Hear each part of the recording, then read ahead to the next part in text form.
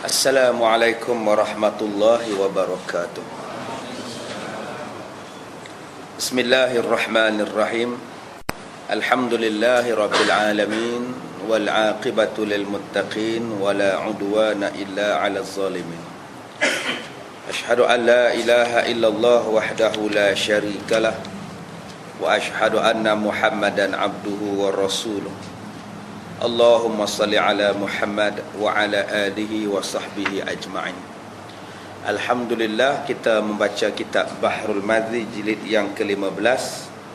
Kita menghabiskan dahulu tentang masalah sifat-sifat anak-anak Adam. Hari ini kita terus masuk pada bab yang ke-27, bab maja'a fi sya'mi. Bab yang datang ia pada menyatakan hadis yang membicarakan negeri Syam. Kita masuk satu hadis yang pendek daripada Nabi sallallahu alaihi wasallam. An Qurrah qala qala Rasulullah sallallahu alaihi wasallam, "Idza fasada ahlu Syam fala khaira fikum. La tazalu ta'ifatum min ummati mansurin.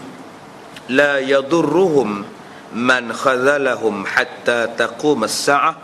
Hasan sahih. Daripada Qurrah berkata, telah bersabda Nabi sallallahu alaihi wasallam, apabila rosak orang-orang Syam, maka tiadalah kebajikan pada kamu. Sentiasa ada satu puak daripada umatku yang sentiasa berkemenangan. Tiada memberi mudarat mereka itu, mereka yang tiada menyamai mereka itu hingga berdirinya kiamat. Dan satu lagi hadis, an Bahzi bin Hakim an abihi an jaddihi qal qultu ya Rasulullah aina ta'muruni qala ha huna wa naha biyadihi nahwa Syami. Daripada Bahzi bin Hakim, daripada bapaknya, daripada datuknya, berkata, kataku ya Rasulullah, di manakah engkau suruh aku tinggal? Maka Nabi menghalalkan di sana dan ditunjuknya dengan tangannya ke negeri Syam. Juga hadis yang kita baca ni hadis yang hasan lagi sahih. Tuan-tuan yang dirahmati Allah, dua hadis sahih yang dibacakan tadi, Nabi menyebut tentang dua hadis tentang negeri Syam, ataupun sekarang ni kita sebut sebagai negeri Syria, ataupun dalam bahasanya ialah Suraya, ya, ataupun Suria, ataupun Syam. Dulu disebut sebagai Syam, sekarang kita sebut sebagai Syria. Kenapa yang Nabi sebut tentang negeri Syam ni ataupun negeri Syria? Kalau tuan-tuan, dalam ulama-ulama mengatakan kalau Nabi tidak berpindah ke Madinah, maka Nabi akan berpindah ke Syam. Kalaulah kata Nabi ni tak jadi pindah ke Madinah, maka Nabi ni akan pindah ke Syam. Pasal apa? Pasal Madinah dan Syam ni keadaan masyarakatnya adalah masyarakat yang baik. Keadaan masyarakatnya, negerinya, negeri yang baik, negeri yang lemah lembut, negeri yang tenang-tenang. Maka orang di Syam ni ialah orang yang tenang-tenang. Sampai sekarang ni tuan-tuan yang mana mengaji di Syria ni, memang akan dapat membezakan di antara masyarakat Jordan dengan masyarakat Syria. Syria lebih bersopan santun, Syria lebih lembut daripada Jordan. Kerana apa? Kerana yang Nabi sebut keistimewaan Syam. Nanti kita akan baca tentang keistimewaannya. Sehinggalah bila ditanya oleh seorang sahabat Nabi, kalau aku tak mau duduk di Madinah ni, aku nak duduk di mana? Maka kata Nabi, kamu duduk di Syam, kamu tinggal di Syria. Mesti ada satu benda hebat berkaitan dengan Syria ini.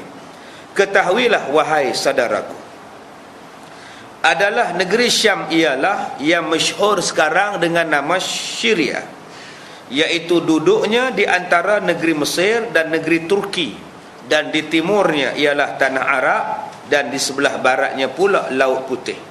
Maka negeri Syam ini satu negeri tua, cukup besar dan makmur, dan masyhur di dalam dunia ini selama-lamanya.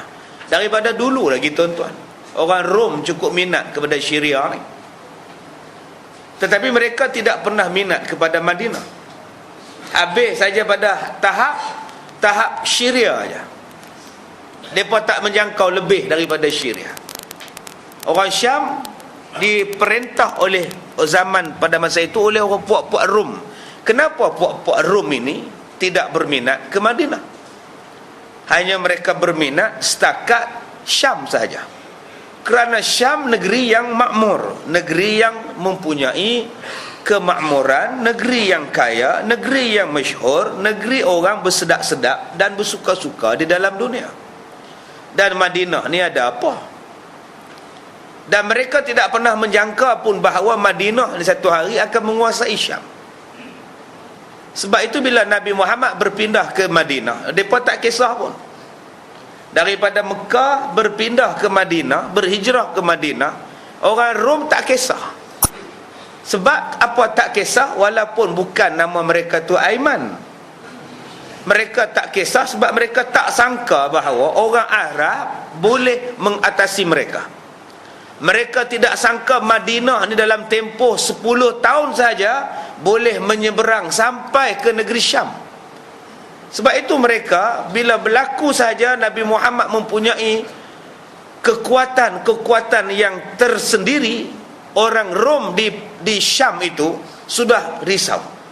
Sebab itu berlaku beberapa peperangan di zaman Rasulullah dan selepas itu, selepas kewafatan Rasulullah dengan puak-puak Rom daripada Syria.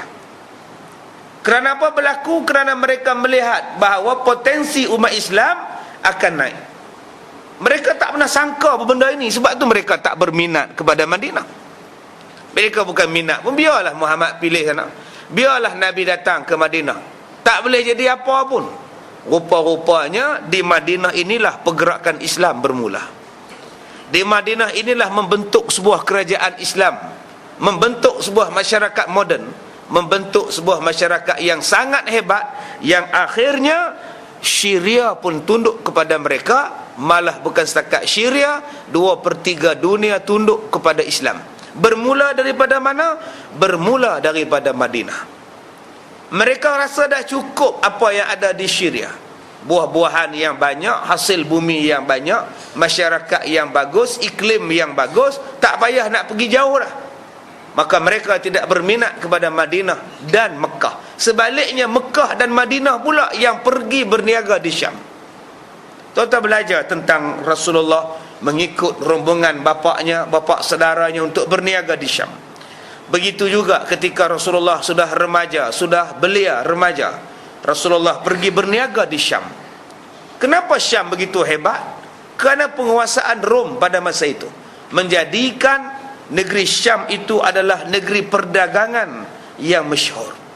Baik, kemudian dengan kerana bagusnya udaranya dan mewah makan minum di dalamnya dan banyak orang di dalamnya, sampai sekarang ni tuan-tuan, kita pergi ke Syria, apa yang disebut dalam kitab yang 68 tahun kitab ini ditulis, kita jumpa di Syria, negeri yang tua, macam tuanya Mesir.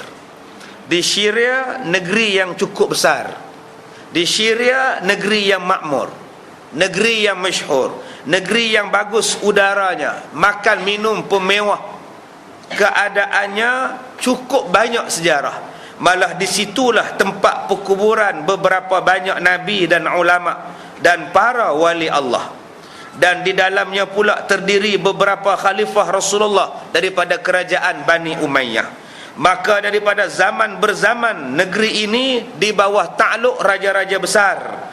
Bermula daripada satu raja besar berpindah kepada raja besar yang lain, sehingga zahir agama Islam. Lalu orang Arab memiliki negeri Syam, diambil dengan perang daripada perintah kerajaan Rom pada masa itu. Tuan-tuan dirahmati Allah, sekarang ini pun Syria menjadi igawan negara-negara Arab, menjadi igawan dan mimpi ngeri kepada Amerika. Dua negara yang dikatakan boleh memberikan igawan yang buruk kepada Amerika sekarang ialah Iran dan Syria. Sebab itu dalam agenda Amerika, dua negara ini tidak pernah terkeluar daripada agendanya. Kadang-kadang nak dibuat sekatan kepada Iran, dan kadang-kadang sekatan nak dibuat kepada negeri Syria.